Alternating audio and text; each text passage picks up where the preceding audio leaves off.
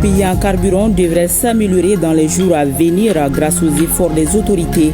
Des efforts salués par le comité interministériel de gestion des crises et catastrophes qui s'est réuni ce matin à la primature sous la présidence du chef du gouvernement. L'approvisionnement du pays en produits de première nécessité était aussi à l'ordre du jour.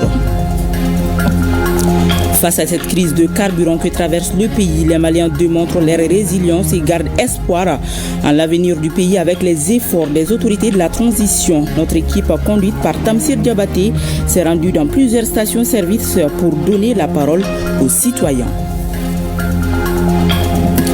La santé publique au service du développement durable en Afrique, c'est le thème du 2e congrès de la Société malienne de santé publique dont les travaux se sont ouverts ce matin. Il ressort que le Mali fait figure d'école avec des avancées enregistrées en matière de santé publique, notamment l'accès aux soins essentiels.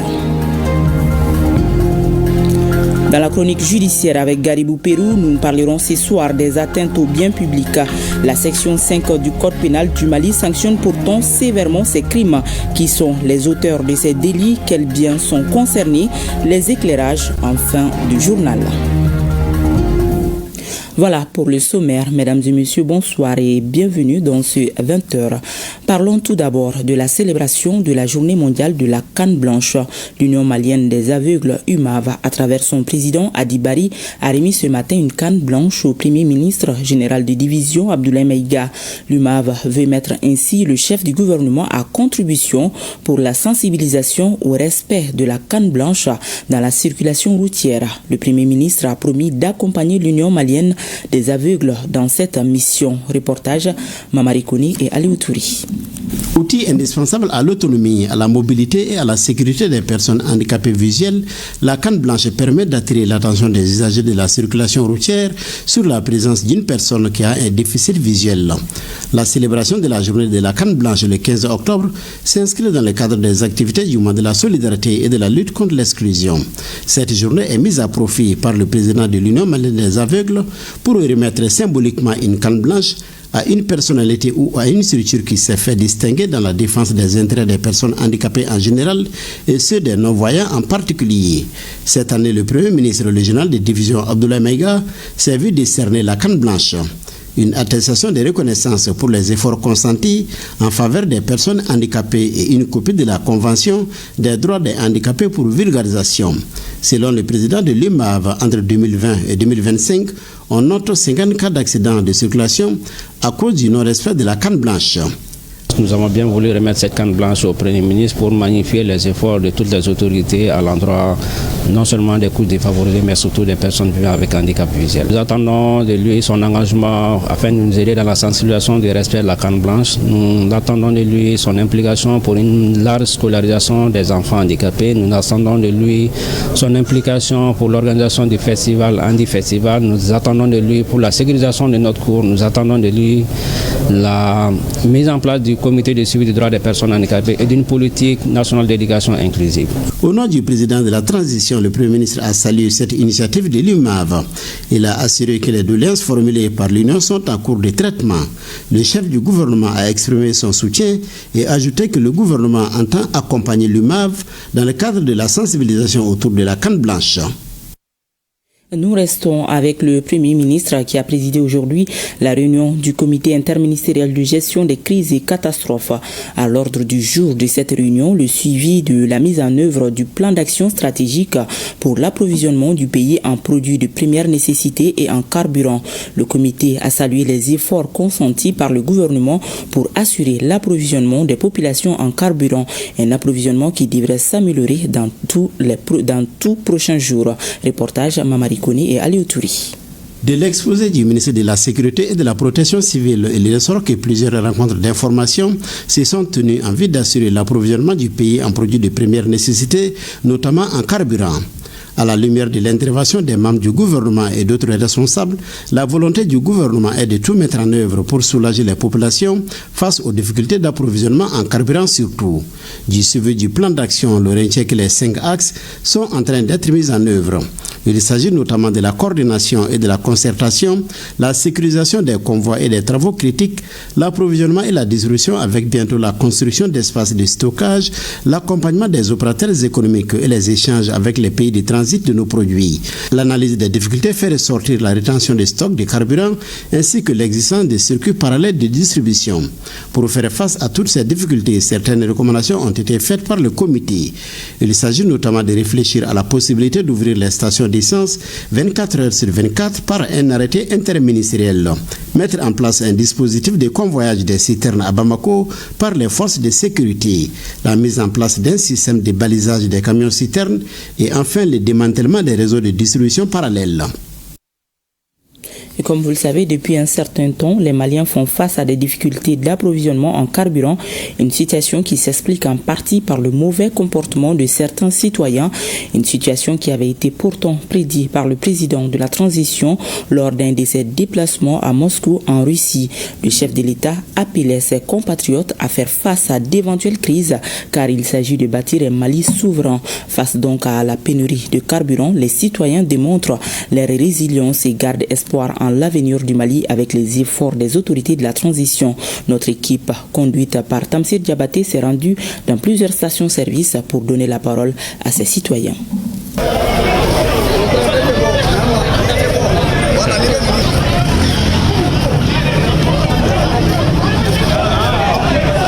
Si le pays traverse un moment difficile, on doit être là pour le pays. On n'a pas d'autre patrie si ce n'est pas ce pays-là.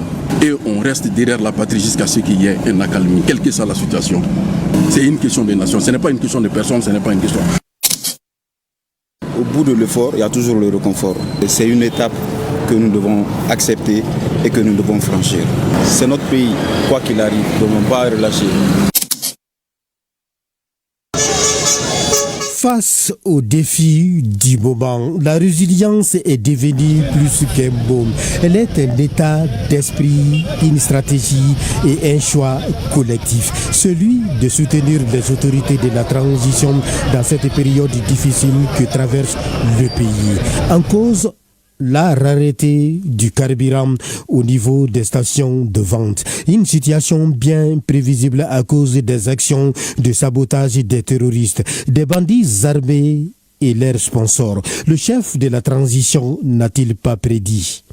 Jamana ɲɛmɔgɔ ye o de fɔ an ɲɛna k'a sɔrɔ bɛ a ma don kɛlɛ kɔnɔna na a y'a yira maliyɛn bɛɛ lajɛlen na ko yɛrɛ ta sɛgɛn mɔdɛli bɛɛ lajɛlen b'a kɔnɔna na ɲani bɛɛ lajɛlen b'a kɔnɔna na ko bɛɛ lajɛlen b'a kɔnɔna na an k'an pɛrɛn k'a bɛɛ lajɛlen makɔnɔ nɔgɔya fara gɛlɛya kan bon vraiment a bɛ kuma in fɔ don min na a diyara maliyɛn bɛɛ lajɛlen an bɛɛ lajɛlen nisɔndiyara an ye tɛgɛrɛ fɔ gɛlɛya kɔni an sigilen bɛ ka gɛlɛya makɔnɔ min tɛ misi ye an labɛn de bɛ ka gɛlɛya fana bɛɛ lajɛlen kun halisa min tɛ misi ye. Président mun b'an kunna nin transition président ale ye kuma kelen de fɔ k'a ko bɛ se ka nɔgɔya a ko bɛ se ka gɛlɛya a ko bɛ gɛlɛya wagati min na o de ye nin ye bon a nɔgɔyalen de fana bɛ ka na. Ni kɛlɛ ye jeunesse ka kɛlɛ don mais kɛlɛ mun don a fanba ye mental de hakili kɛlɛ don an bɛ kɛlɛ min na fana n y'a fɔ san kelen kɛlɛ tɛ san fila kɛlɛ san saba kɛlɛ tɛ kɛlɛ mun don dɔw bɛ décourager ça c'est sûr parce que c'est intense ça use. Ça tape, ça démoralise, mais il faut continuer. Tout ne peut pas être rose. Il va toujours y avoir des moments difficiles. Mais comme on dit, il faut toujours changer, il faut toujours transformer les difficultés en opportunités. Voilà. C'est comme quand vous êtes dans un avion. Un moment arrive, le commandant de bord dit attachez les ceintures. Bientôt nous allons rentrer dans une zone de turbulence. N'est-ce pas? Vous attachez, puis ça secoue un peu. Souvent les gens ont peur. Après, on vient à la normale, et puis ça recommence encore jusqu'à destination. Donc la vie est faite ainsi. Il va toujours avoir des moments de trou, des moments d'incertitude, des moments d'angoisse, des moments de peur. Ça fait partie. C'est ça qui fait même la beauté. Rester déterminé à jamais. Et quand le pays tangue, le soutien devient impératif. Et le peuple mali est debout comme un seul homme pour faire face à l'adversité. Il s'agit de cette guerre insidieuse, complexe, multiforme, celle du terrorisme. Et chaque épreuve s'annonce comme un défi pour le peuple malien. La preuve, c'est bien le sursaut patriotique d'un peuple résolu de mourir pour la mère patrie.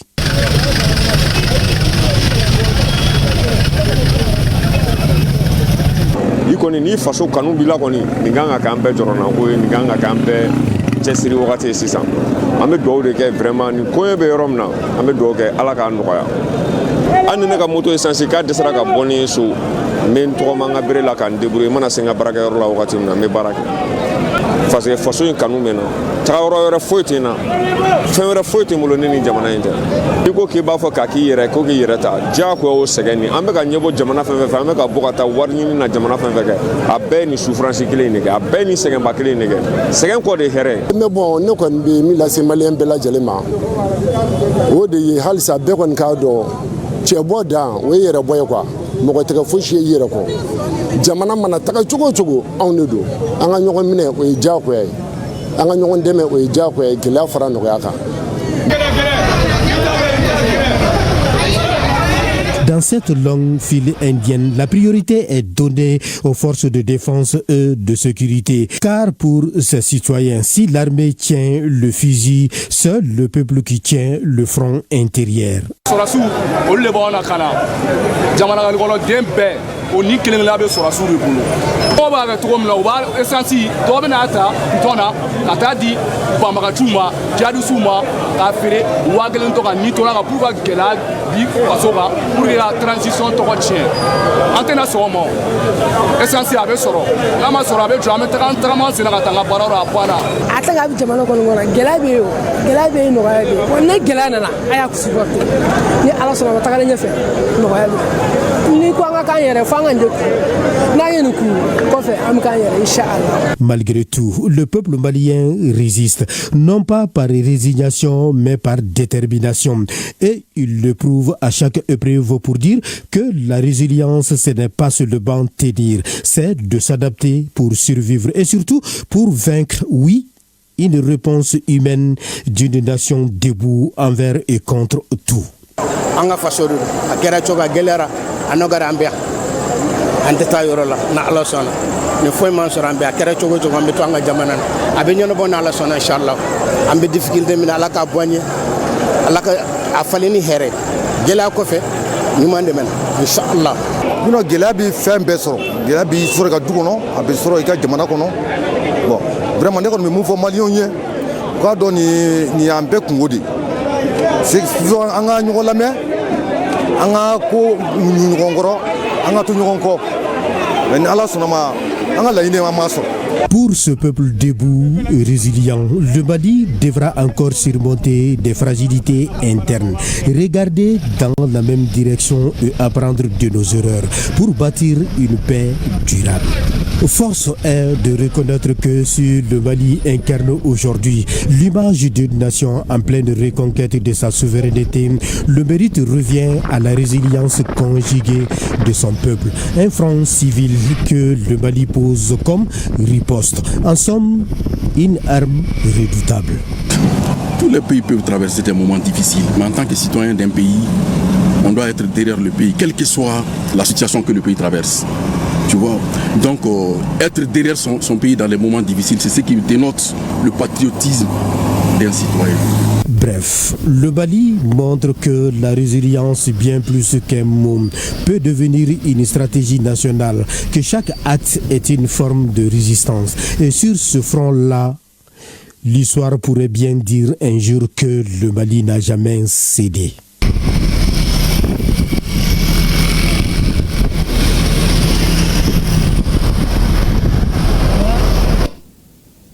Reportage signé Tamsir Diabati. Mois de la solidarité de la lutte contre l'exclusion. Le président de la Cour constitutionnelle était ce matin à Nafadji chez le doyen d'âge de la commune 1 du district de Bamako. Ousmane Touré, âgé aujourd'hui de 106 ans, a reçu des cadeaux des mains du président de la Cour constitutionnelle. Reportage Youssouf Diakité et Omar Katraouri. Le président de la Cour constitutionnelle, en se rendant chez Ousmane Touré, âgé de 106 ans aujourd'hui, apporte la solidarité du président de la transition au doyen d'âge de la commune 1 du district de Bamako. Toute une symbolique pour la République. La symbolique de cette visite, d'abord, c'est la perpétuation d'une politique sociale qui a été jugée pertinente depuis les initiateurs et tous les présidents successifs ont tenu à consacrer le mois d'octobre comme un mois de solidarité, un mois de sagesse, un mois de pensée aux plus anciens. Je crois que c'est ce qui fait que cette politique elle est pertinente. Donc au nom le président de la transition, chef de l'État, le général d'armée Assimi Goïta, nous sommes venus pour rendre visite au doyen d'âge de la commune 1. Et symboliquement, il s'appelle Ousmane Touré. Symboliquement, moi-même, je m'appelle Amadou Ousmane Touré. Donc c'est une chance particulière pour moi de venir honorer cette personne, ainsi que toute sa famille. L'occasion était bonne pour le doyen d'âge de faire des bénédictions pour le pays. Les autorités communales, coutumières, administratives ont tour à tour salué tous les efforts consentis par les autorités de la transition pour la matérialisation des différents piliers de la solidarité au bonheur du peuple malien. Main dans la main pour des aliments et un avenir meilleur. C'est le thème de la Journée mondiale de l'alimentation édition 2025. L'événement célébré le 16 octobre de chaque année est saisi par le gouvernement à travers le ministère de l'Agriculture pour rappeler les défis cruciaux des systèmes agroalimentaires, parmi lesquels les conflits et les effets des changements climatiques. La célébration de la Journée mondiale de l'alimentation coïncide également avec les 80 ans de la création de la FAO, dont 40 ans de présence au Mali. Mohamed Kayantao. La Journée mondiale de l'alimentation est célébrée le 16 octobre de chaque année. L'édition 2025 se tient au moment où 8% de la population mondiale souffre de faim. Cette journée ne passe pas inaperçue au Mali, qui s'est engagé à promouvoir une alimentation sécurisée, surtout avec la présence de la FAO à ses côtés depuis 46 ans. Que de défis à relever. Le thème de la campagne de sensibilisation cette année intitulée « Main dans la main pour des aliments et un avenir meilleur » reflète l'urgence et la promesse d'une action collective. Les systèmes agroalimentaires sont confrontés à certains défis, notamment les conflits, les effets des phénomènes météorologiques et climatiques extrêmes, les chocs économiques et l'accroissement des inégalités exerçant une pression croissante sur les terres que nous cultivons, l'eau dont nous dépendons et enfin la biodiversité nécessaire à la vie. La Journée mondiale de l'alimentation coïncide avec les 80 ans de la création de la FAO, une organisation des Nations Unies qui œuvre pour la sécurité alimentaire à l'échelle mondiale. Aux côtés du gouvernement du Mali et de ses partenaires, la FAO renforce la résilience des populations en agissant avant les crises, en soutenant la relance agricole et pastorale, en appuyant les jeunes et les femmes dans leurs initiatives et en promouvant des solutions numériques et climatiques pour moderniser la production. Ces initiatives s'inspirent des 4 améliorations promues par la FAO. Améliorer la production pour produire plus et mieux avec des pratiques durables, améliorer la nutrition pour garantir une alimentation saine à tous, améliorer l'environnement pour préserver les ressources naturelles, améliorer les conditions de vie pour offrir dignité et espoir aux communautés rurales. Ces 4 améliorations contribuent à rendre les systèmes agroalimentaires plus résilients, plus inclusifs et plus respectueux de l'environnement. Occasion pour le ministre de l'Agriculture d'évoquer la situation alimentaire au Mali et les multiples efforts du gouvernement dans la lutte contre la faim.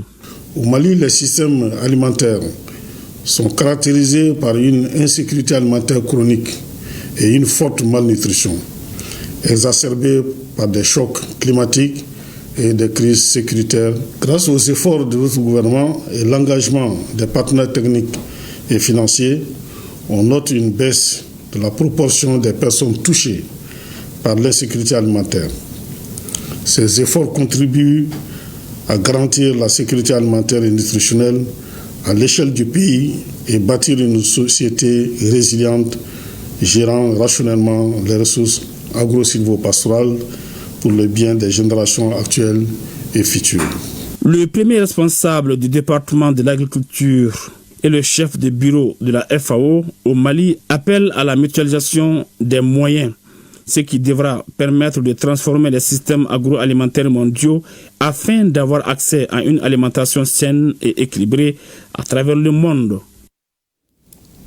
Le Mali, à l'instar des autres pays du monde, célèbre demain, 15 octobre, la journée internationale des femmes rurales couplée à la journée internationale de l'alimentation. À cette occasion, le ministre de la Promotion de la Femme, de l'Enfant et de la Famille a fait une déclaration dans laquelle elle met l'accent sur les enjeux de la journée et les grands défis liés à l'autonomisation des femmes rurales. Pour plus de précision, écoutons Diara Djeneba Sanogo, ministre de la Promotion de la Femme, de l'Enfant et de la Famille. Elle est au micro de Sokona Kamisoko. Au Mali, le thème national pour célébrer la journée internationale des femmes rurales que nous avons choisi est clair et ambitieux. Investir dans l'agroécologie féminine pour la résilience des femmes rurales au changement climatique. Cette célébration conjointe est une volonté manifeste des plus hautes autorités de témoigner leur engagement envers le monde rural en général et les femmes rurales en particulier. Elle se veut également une prise de conscience de toutes les parties prenantes pour non seulement renforcer le cadre légal, combattre les normes socio-culturelles restrictives et les inégalités de genre, mais aussi pour permettre aux femmes rurales d'avoir les moyens de décider, d'agir et de transformer leur environnement à travers l'accès à l'éducation, à la formation, à la terre, aux droits fonciers, aux intrants écologiques, aux technologies agricoles adaptées, aux ressources économiques, aux marchés et aux espaces de gouvernance. Les principaux objectifs de cette célébration visent à valoriser les efforts, les initiatives et les solutions agroécologiques portées par les femmes rurales pour faire face aux effets du changement climatique, d'encourager les investissements publics, privés et communautaires en faveur de l'agroécologie féminine et de contribuer à sensibiliser le grand public, les partenaires techniques et financiers et le gouvernement autour de la thématique. L'agriculture féminine est un pilier de notre économie. Elle contribue à plus de 38% du PIB et emploie près de 70% de la population active, dont la majorité sont des femmes, selon les données au niveau de l'INSAT 2024 à la FAO 2023. Ces chiffres montrent l'importance stratégique des femmes rurales, mais ils montrent aussi combien leur rôle mérite d'être davantage visible dans les décisions qui les concernent. Investir dans l'agroécologie féminine est une nécessité nationale pour renforcer la sécurité alimentaire, créer des emplois verts, protéger la biodiversité et consolider la résilience climatique de nos territoires. Et en prélude à cette journée, le ministère de la Promotion de la Femme, de l'Enfant et de la Famille, en collaboration avec la Fédération nationale des associations des femmes rurales du Mali, FENAFER, a organisé une conférence de sensibilisation sur l'agroécologie à Ouenzendougou, dans la commune du Mandé. L'objectif visé est d'amener les femmes rurales de Samanko et les responsables décideurs des différentes zones d'aménagement hydro-agricole à prendre des dispositions pour la bonne pratique de l'agroécologie afin de diminuer les effets néfastes du changement climatique. La cérémonie a réuni les femmes venues de toutes les régions du Mali. Reportage Inaba et Sambou Diakité. Les femmes rurales jouent un rôle crucial dans la sécurité alimentaire et la lutte contre la pauvreté. Elles participent activement au développement de notre pays. Malgré ce rôle important, elles sont confrontées à des difficultés qui changent la donne. L'accès limité à la terre et au crédit. Toutefois, cette couche a su contourner ces difficultés par des initiatives novatrices, telles que l'agroécologie. Cet espace d'échange a été une occasion d'interpeller les autorités à propos des 15% des terres aménagées. Nous remercions la SONOP d'avoir formé plus de 100 femmes de la FENAFER l'année dernière pour aller vers l'agroécologie, pour que la population soit en bonne santé et pour que nos terres aussi soient de bonne qualité aussi.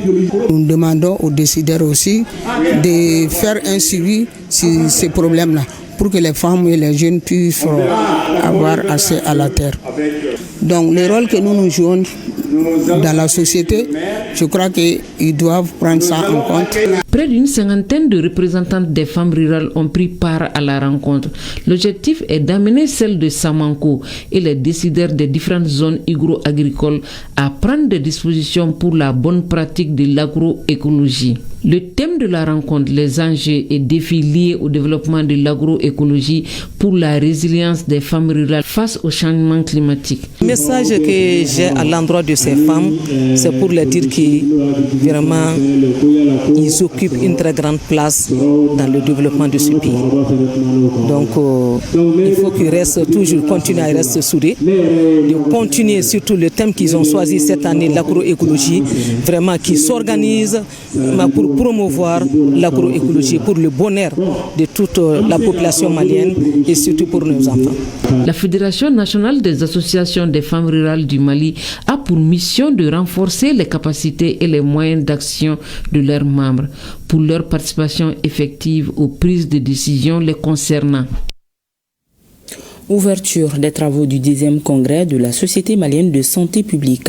Les professionnels de santé échangent autour du thème « La santé publique au service du développement durable en Afrique ». La cérémonie d'ouverture était présidée par le ministre de l'Enseignement supérieur et de la Recherche scientifique à l'École de maintien de la paix à Aline Blondimbeya. Les précisions de Awadisma Kamara.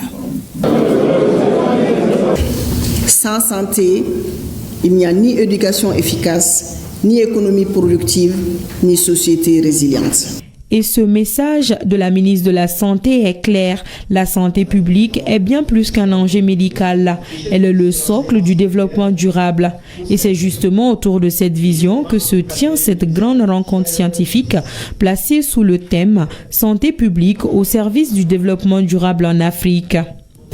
Le thème, qui est hautement inspirant, résonne avec force dans notre engagement collectif et pour bâtir des systèmes de santé résilients, équitables et centrés sur les besoins des populations.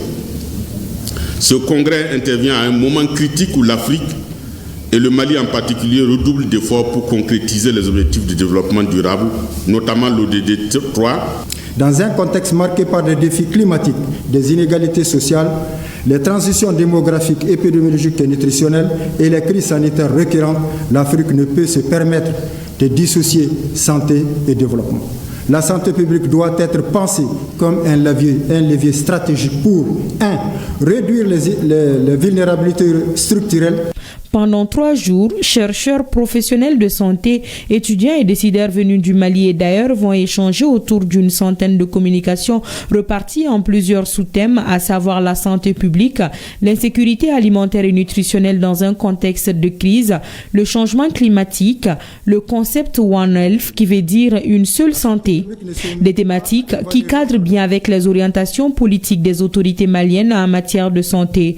Et c'est pourquoi d'ailleurs des réformes sont entreprises pour renforcer les capacités du système sanitaire et améliorer la prévention. Ce congrès de la SOMASAP est donc un espace de rencontre entre spécialistes de la santé publique dans toutes les dimensions. Il est également une étape vers une vision partagée, vers des engagements concrets et vers une mobilisation collective. Ces rendez-vous scientifiques qui réunissent les intelligences les plus vives de notre pays et d'ailleurs incarnent une conviction que nous partageons tous, celle que la recherche et la formation ne constituent pas un luxe, mais les leviers essentiels de l'émergence économique, du développement durable, de la souveraineté intellectuelle et de la résilience des systèmes que nous construisons. Et pour joindre la théorie à la pratique, les officiels ont pu apprécier quelques prouesses des universitaires scientifiques du Mali et d'ailleurs.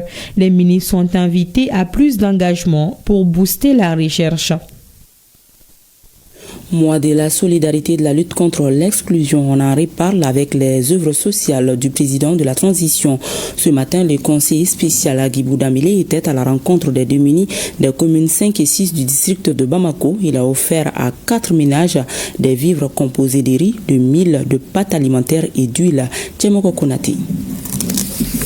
2 distributions pour un objectif commun, l'assistance des couches démunies. La personne dont le cas a le plus retenu l'attention du conseiller spécial du président de la transition est une nommée Maïmouna Sanogo, domiciliée à Tourokorobogo en commune 5 du district de Bamako. Depuis 2 ans, elle a été victime d'amputation de ses membres supérieurs par son époux. Au cours de cette opération, au total, 200 familles à faible revenu en commune 5 reçoivent chacune un sac de 50 kg de riz et de mil, un paquet de pâtes alimentaires et 20 litres d'huile. Nous remercions les présidents de la transition. Depuis qu'ils sont venus, nous sommes impliqués dans toutes les choses. Dans le cadre de recrutement, tout ce qu'ils font, on nous fait associer. Donc ça, c'est un atout pour eux. Cette action sociale vient rappeler les valeurs de partage, de justice sociale et de fraternité qui sont au cœur de nos traditions et de notre vivre ensemble. Elle est un témoignage de la volonté du chef de l'État de ne laisser aucun Malien en marge du développement national. Geste similaire au service du développement social et de l'économie solidaire de la commune 6. Là aussi, les œuvres sociales du président de la transition gratifient des 100 ménages nécessiteux. Nous saluons la démarche du président de la transition, chef de l'État, le général d'armée Assimi Goïta, qui, à travers ses œuvres sociales, montre que la solidarité est une responsabilité partagée au-delà des rôles habituels de chacun. Tout le monde ne peut pas aider tout le monde en même temps, mais chacun peut aider. Il faudrait que la solidarité soit à tous les niveaux. À tous les niveaux, ceux qui bénéficient de ces kits-là doivent penser aussi aux voisins qui n'ont pas reçu et qui ont faim. Appeler les gens aussi à la solidarité, que ceux qui ont beaucoup de moyens imitent le président de la transition afin de transmettre la solidarité malienne à tout le monde pour que les gens puissent vivre dans des conditions dignes. Des actions qui, selon le conseiller spécial en charge des œuvres sociales, vont s'intensifier pour témoigner davantage de la solidarité du général Assimi Goïta. Actualité des FAMA, les forces armées maliennes ont mené des opérations avec succès dans les régions de Tombouctou et Ségou. Plusieurs terroristes ont été neutralisés et des armes de guerre saisies, suivant le commentaire de Abdoulaye Sakou. L'état-major général des armées porte à la connaissance de l'opinion le bilan des opérations du 13 octobre 2025. Commençons d'abord par la région de Tombouctou. Dans la matinée, une mission de surveillance du territoire a permis de débusquer un véhicule pick-up des groupes armés terroristes chargé de fûts de carburant et de munitions qu'ils essayaient de cacher sous des arbres au sud-est de Ber. Le véhicule a été ciblé et frappé avec succès. Dans l'après-midi, une patrouille des FAMA a mené une opération offensive à Léré. Plusieurs terroristes neutralisés, des armes et munitions récupérées. Dans la région de Ségou, les FAMA en poste à Béouani ont effectué une reconnaissance offensive avec succès sur Baléouéré et Balépont, tous situés au nord-ouest de Dougabougou, cercle de Nyono. L'opération a permis la neutralisation d'une vingtaine de terroristes et la récupération de plusieurs armes, des équipements et matériels de guerre. L'état-major général des armées rassure la population du plein engagement des FAMA à lutter contre les terroristes sur l'ensemble du territoire. Direction à présent les États-Unis où les réunions annuelles 2025 du Fonds monétaire international et du groupe de la Banque mondiale se tiennent à Washington du 13 au 18 octobre. Présente à Washington, la délégation malienne conduite par le ministre de l'économie et des finances, M. Alousséni Sanou, où œuvre à faire valoir les priorités du Mali dans les discussions internationales sur la stabilité macroéconomique, la résilience financière et la coopération pour le développement. De Washington, le compte-rendu de Ibrahim Maïga. Les réunions annuelles du Fonds monétaire international et du groupe de la Banque mondiale constituent un rendez-vous majeur du calendrier économique mondial. Elles se tiennent chaque automne autour de l'Assemblée des gouverneurs de ces institutions, ministres des Finances et gouverneurs de banques centrales afin de débattre des grandes orientations économiques et des priorités de développement à l'échelle internationale. Ces rencontres rassemblent également des représentants des pays membres, des experts universitaires, acteurs du secteur privé et des organisations de la société civile dans le but de débattre des grandes questions économiques mondiales allant de la stabilité financière au financement du développement. Le Mali est représenté cette année par une forte délégation conduite par le ministre de l'économie et des finances qui a multiplié les rencontres dès la première journée des travaux. Le décor a été planté ce lundi matin par une séance de travail entre la délégation malienne et l'équipe pays du Fonds monétaire international.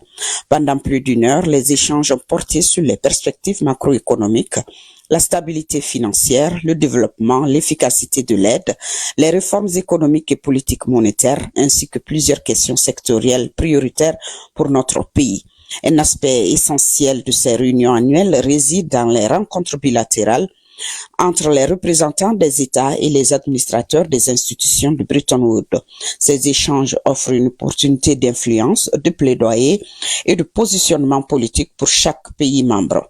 Dans ce cadre, le ministre Sanou a eu des entretiens de haut niveau avec plusieurs administrateurs, notamment ceux du Royaume-Uni, du Japon, de l'Allemagne, avec l'administrateur du groupe Afrique de la Banque mondiale ainsi qu'avec celui du FMI. Tous ont reconnu les performances du Mali dans l'économie, notamment la solidité des indicateurs macroéconomiques et le respect des engagements par le Mali dans le cadre de la facilité rapide de crédit.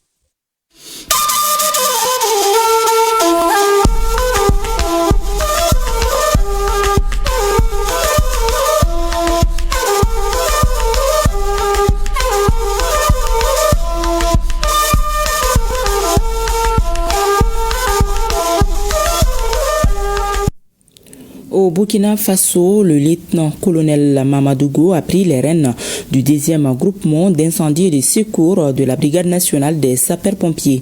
Créé en février 2024 par décret présidentiel et basé à Bobo-Dioulasso, ce groupement est désormais opérationnel. Le compte-rendu de la cérémonie de prise de commandement avec Hassan Gourabou et Sayouba Mamboni. Pour le bien du service. Ainsi, le lieutenant-colonel Mamadougo préside désormais à la destinée du 2e groupement d'incendie et de secours, un maillon important de la Brigade nationale des sapeurs-pompiers BNSP, un groupement qui a pour principale mission d'assurer l'administration et le commandement des compagnies d'incendie et de secours implantées dans sa zone d'intervention. Dans un contexte de défi sécuritaire, le tout premier commandant du GIS est conscient de l'immensité de sa tâche. Je mesure la portée des responsabilités qui sont désormais les miennes et je me battrai corps et âme pour accomplir cette mission. Je m'attacherai à assumer cette responsabilité avec dévouement, rigueur et toute la responsabilité qu'elle exige. Si l'exercice du commandement peut être souvent perçu comme un signe du destin, dans la mesure où l'on ne choisit ni d'être chef, ni ses subordonnés, encore moins ses collaborateurs, il impose cependant à celui qui l'assume des valeurs fondamentales telles que l'exemplarité, la probité, l'équité, le sens du devoir, de l'engagement et bien sûr le patriotisme. Conscient de ces exigences, je m'efforcerai d'incarner ces valeurs au quotidien et de bâtir une équipe soudée, compétente et engagée avec l'ensemble du personnel du groupement afin d'atteindre les objectifs qui nous seront assignés. La mise en place des groupements d'incendie et de secours reflète la volonté d'optimiser l'efficacité du commandement au sein de la BNSP, d'où la nécessité de réunir toutes les capacités pour réussir la mission. Nous formons désormais le 2e groupement d'incendie et de secours. En ma qualité de premier responsable, je vous invite dès à présent à cultiver l'esprit du corps qui caractérise toute unité militaire et qui demeure indispensable à la vie collective. Le sentiment d'appartenance à un même corps, uni par une tradition et un écusson, doit être pour chacun de nous une source de fierté. Comme dernier acte de cette cérémonie, le lieutenant-colonel reçoit les félicitations des autorités administratives, civiles et militaires. Le 2e groupement d'incendie et de secours se compose de 3 unités implantées dans 3 régions administratives que sont les compagnies d'incendie de secours de Bobo-Dioulasso, Banfora et Gawa. Direction le Niger où s'est tenue hier la cérémonie de sortie de quelques 369 repentis du centre de Hamdalaï. C'était sous la présidence du gouverneur de la région de Tillabéri. Les récipiendaires ont reçu chacun un kit d'accompagnement leur permettant une meilleure réinsertion dans le tissu social. Compte rendu Awa Ali et Abdourahman Mazou. Accueilli à l'aéroport international de Zender par le secrétaire général adjoint de la région Murtala Ibrahim ainsi que les autorités administratives et coutumières, le général de division Moussa Salaou Barmo a passé à revue 2 détachements des forces armées nigériennes qui lui rendaient les honneurs. Ensuite, la délégation a mis cap sur le centre d'instruction des Zender où il a présidé la grande cérémonie solennelle de présentation au drapeau. En présence du chef d'état-major de l'armée de terre adjoint, le le général de brigade Abdraman Abouzataka et le colonel-major Mohamed Alamine Abdou, le commandant des organismes de formation des forces armées nigériennes Kofan adjoint. La première, dite d'initiation qui a constitué à accoutumer ces jeunes recrues à la vie militaire. La deuxième, quant à elle, a été essentiellement consacrée à l'instruction militaire technique et à l'entraînement physique, militaire et sportif. Enfin, la troisième, qui a clôturé leur formation par une restitution des connaissances acquises tout le long de leur séjour. S'en est suivi le moment tant attendu qui est la présentation au drapeau national de 1941 nouveaux soldats issus des différentes régions de notre pays par le chef d'état-major des armées, le général de division Moussa Salou Barmou, qui a exprimé sa gratitude au nom des plus hautes autorités de ce pays, au premier chef, le président de la République, chef de l'État, chef suprême des armées, son excellence le général d'armée Abdraman Chani. Ces recrues viennent renforcer les rangs d'une armée engagée sur plusieurs fronts, où nos vaillants soldats font preuve de bravoure et de résilience dans des conditions souvent ardues, afin de garantir la paix et la sécurité à nos concitoyens. Je tiens à saluer le professionnalisme et l'engagement du chef de corps, des instructeurs et de tout le personnel du centre d'instruction de Harouza. Cette cérémonie de présentation au drapeau national de la deuxième vague du contingent 2024 a été sanctionnée par le port des galons aux deuxième classe Abdul Rachid Maaz Ali, de la remise des prix aux meilleurs jeunes recrues qui se sont distingués par les personnalités présentes, de la démonstration du combat des arts martiaux et le démontage des armes à feu, suivi d'un grand défilé de 14 compagnies d'instruction.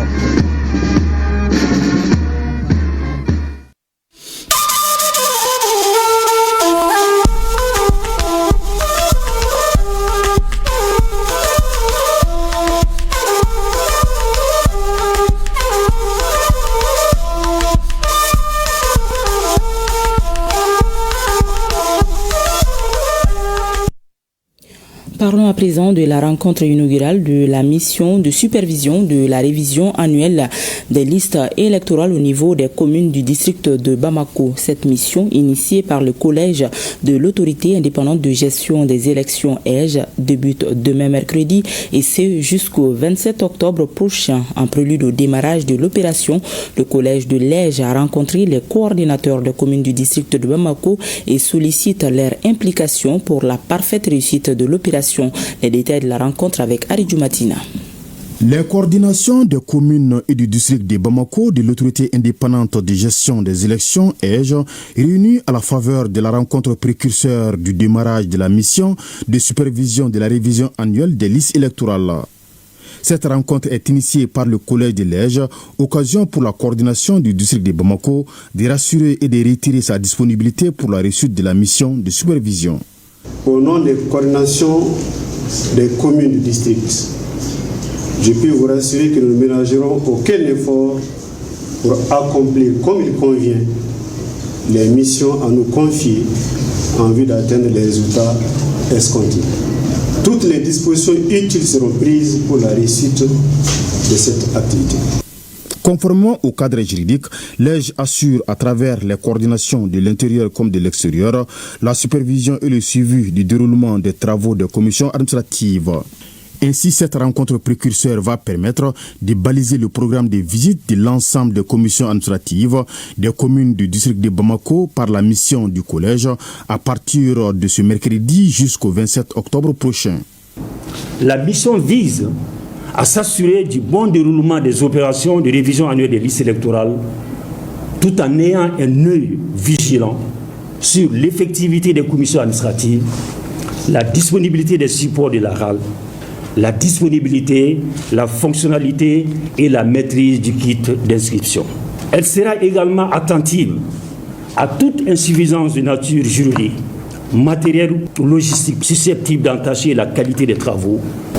Du début à maintenant, les travaux se déroulent normalement et nous nous réjouissons de cette initiative des missions d'observation, de supervision de la part de l'EGE et nous serons aussi attentifs aux observations et aux suggestions qui ne seront faites dans le but d'améliorer les travaux des différentes commissions. Il est à noter que ces partenariats se déclinent dans le respect des prérogatives légales des natures électorales assignées au collège de l'EJ, y compris au regard de la révision des listes électorales, qu'elles soient annuelles ou exceptionnelles. La cellule d'appui à l'emploi et à la formation professionnelle des diplômés en langue arabe a ouvert une session à l'intention des diplômés en langue arabe au centre de perfectionnement et de reconversion. Cette session de formation vise à renforcer les capacités des participants dans l'élaboration, la planification et la mise en œuvre de projets. La cérémonie d'ouverture était présidée par le ministre de l'Entrepreneuriat national, de l'Emploi et de la formation professionnelle. Reportage Ibrahim Kaokonate et Sambou Diakité.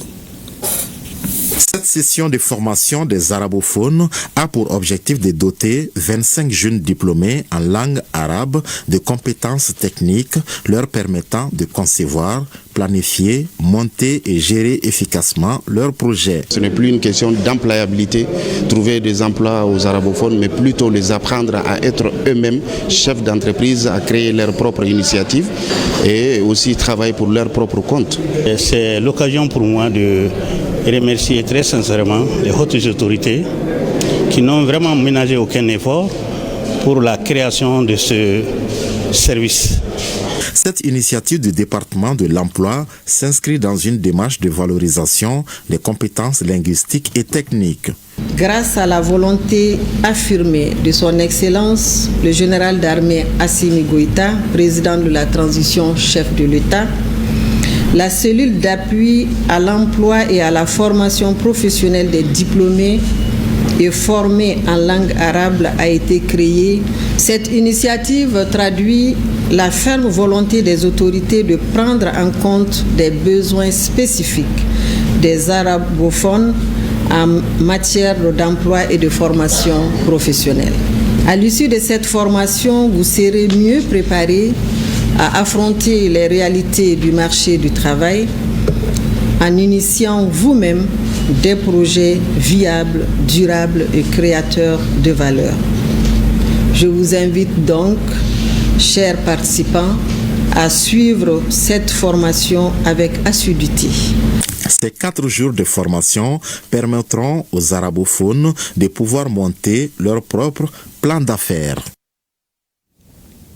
À l'horizon 2026-2027, le ministère du Travail, de la fonction publique et du dialogue social veut clarifier ses priorités et renforcer l'efficacité de ses actions. C'est dans cette dynamique qu'un atelier stratégique s'est ouvert autour de la validation du programme d'activité du département et du recentrage des missions de la Direction nationale de la fonction publique et du personnel. 3 jours d'échange pour harmoniser les efforts et mieux atteindre les résultats escomptés. La rencontre s'est déroulée à Banamoroni, nous dit Moussa Kamara et Alou Bekouni. Le cap est fixé, la feuille de route est en train de se dessiner. Au cœur de cette rencontre, des priorités majeures. D'abord, valider les programmes d'activité du ministère du Travail et de la fonction publique pour la période 2026-2027. Ensuite, revoir en profondeur les missions de la Direction nationale de la fonction publique et du personnel. Première du genre, la première rencontre révèle pour nous tous une triple signification. D'abord, elle ambitionne d'aboutir à une vision partagée des objectifs assignés à notre département. Elle vise, en deuxième lieu, à responsabiliser chacun de nous au niveau où il se trouve pour l'atteinte des résultats assignés à notre département. Pendant 3 jours, une soixantaine de cadres se penchent sur le recentrage des missions de la Direction nationale de la fonction publique et du personnel, conformément au 79e point des recommandations issues de la conférence sociale dans le domaine du travail. Depuis la nomination des premiers directeurs des ressources humaines, la fonction publique doit en principe avoir une autre façon de faire, une autre mission plus stratégique pour qu'afin que les directions des ressources humaines qui ont été créées et qui sont actuellement en pleine activité aient d'autres missions à faire que la transmission des documents à la Direction nationale de la fonction publique, qui doit avoir une mission plus stratégique. Au terme de cet atelier, un document stratégique devrait formaliser les engagements et les priorités retenues. En ligne du mire, une fonction publique plus performante, plus responsable et résolument tournée vers les besoins du pays. Les acteurs de l'environnement sont réunis à la faveur de l'atelier de validation de certains livrables. Cette rencontre de 3 jours vise à présenter les contenus techniques des livrables aux parties prenantes, recueillir les observations, commentaires et suggestions pour l'amélioration des livrables. Cette activité s'inscrit dans le cadre de la mise en œuvre du projet de restauration des terres dégradées. La cérémonie d'ouverture était présidée par le ministre de l'Environnement, de l'Assainissement et du Développement durable. Compte rendu Djemba Moussa Konati. Le système intégré de mesures de rapportage et de vérification MRV du Mali se veut une plateforme intégrée capable de collecter, centraliser, analyser et diffuser les données relatives aux émissions de gaz à effet de serre. Ce système renforce aussi les actions d'atténuation et d'adaptation. Cet atelier vise à valider les livrables L2, L4, L6 et L7 dans le cadre du développement et la mise en place d'un système MRV intégré de la CDN du Mali. La validation de ces documents devra permettre de consolider les bases du décret national instituant le MRV intégré de la CDN, contribution déterminée au niveau national. Elle porte sur 4 documents techniques essentiels. Le livrable 2 qui détaille l'architecture fonctionnelle, les spécifications matérielles et logicielles, ainsi que les modalités d'interopérabilité des plateformes. Le livrable 4 qui atteste de la conformité et de la fiabilité des modules développés. Le livrable 6 qui consigne la performance technique et opérationnelle de la plateforme. Le livrable 7 qui définit les règles de communication, de mécanismes de sécurité et les engagements institutionnels relatifs à la gestion des flux de données. Selon le ministre, la mise en place de l'approche MRV traduit la volonté du gouvernement de placer la transparence climatique au cœur de la gouvernance publique et de l'action environnementale. Ce dispositif assurera une traçabilité complète des données, une sécurisation accrue des échanges et une production automatisée de rapports conformes aux exigences de la CNUC. Cet atelier s'inscrit dans le cadre de la mise en œuvre du projet de restauration des terres dégradées. Ce projet, qui prendra fin en 2030, vise à accroître l'adoption de pratiques intelligentes de restauration des terres par rapport au climat et l'accès aux opportunités de revenus.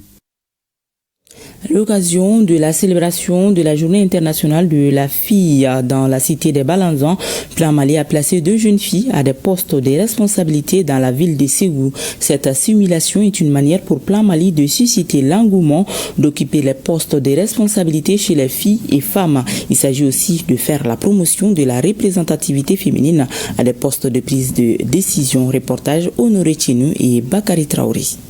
Pour célébrer la Journée internationale de la fille, Plan Mali place 2 filles à des postes de responsabilité pour la seule journée. Une activité qui permet de promouvoir la représentativité des filles et des femmes dans des instances de décision. Mademoiselle Dida Traoré occupe ainsi le poste de DECAP de Ségou. Aujourd'hui est une journée symbolique de montrer aux jeunes filles que tout ce qu'un homme peut faire, la jeune fille, elle aussi, elle est capable de le faire aussi.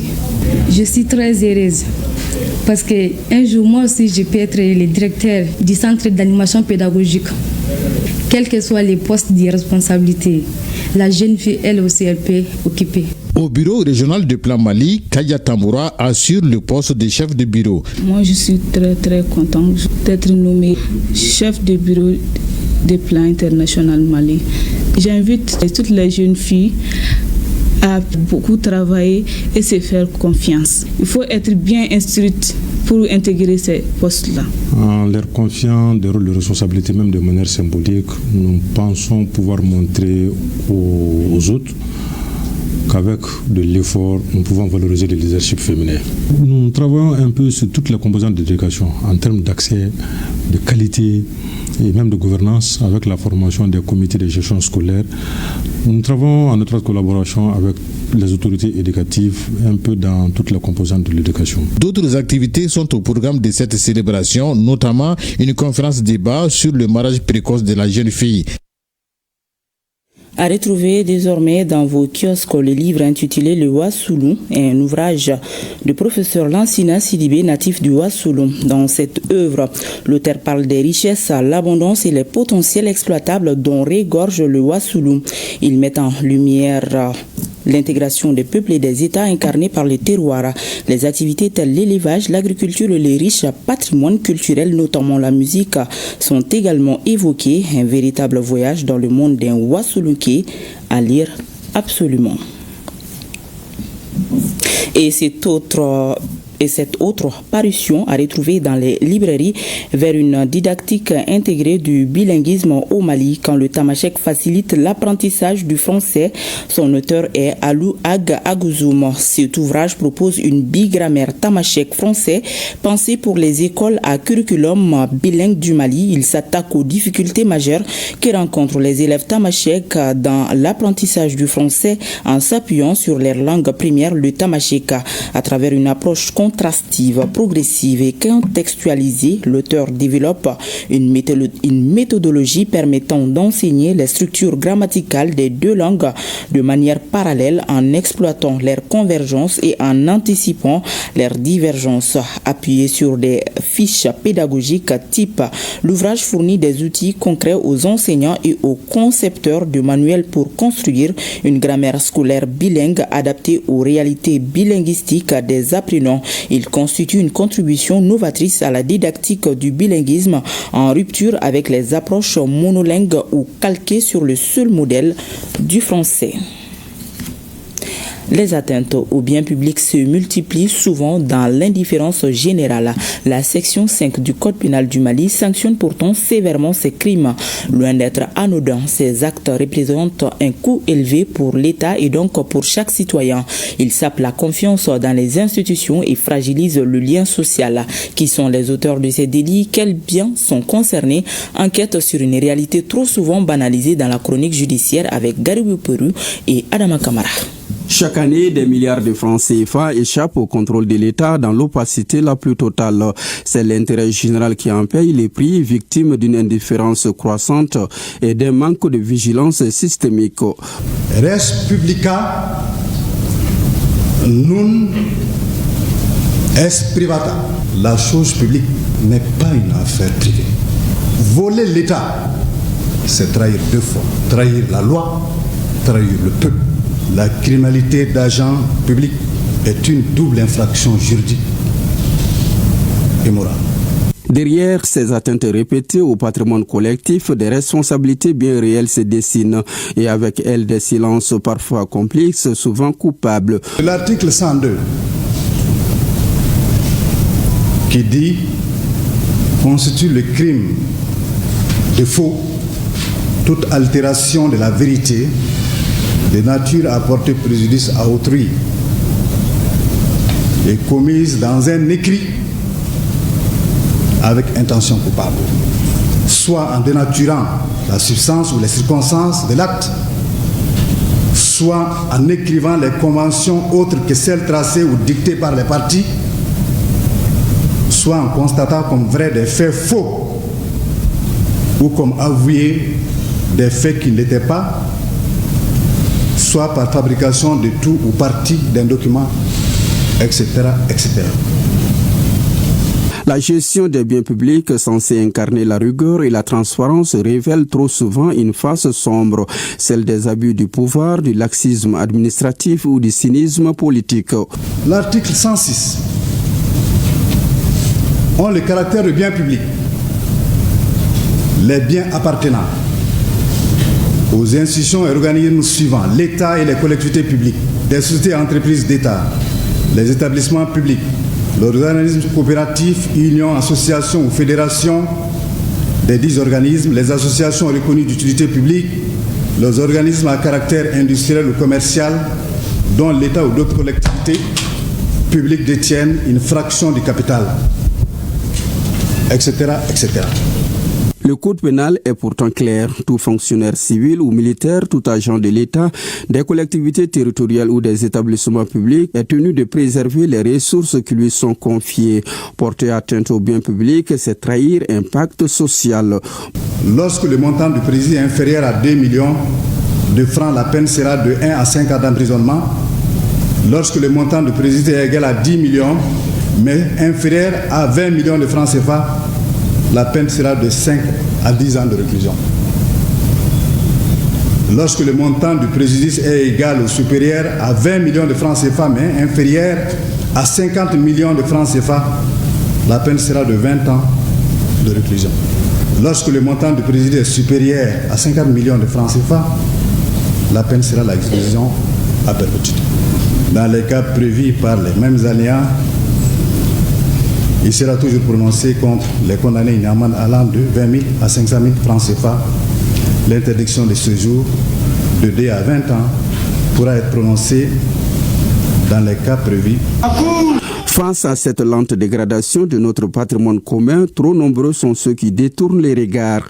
Il est pourtant bon de rappeler que les biens publics ne sont la propriété de personne. Ils appartiennent à tous et les défendre, c'est protéger notre avenir collectif. Voilà, c'est ce qui met un terme à cette édition. Merci à vous de l'avoir suivi. À demain, même heure, s'il plaît à Dieu.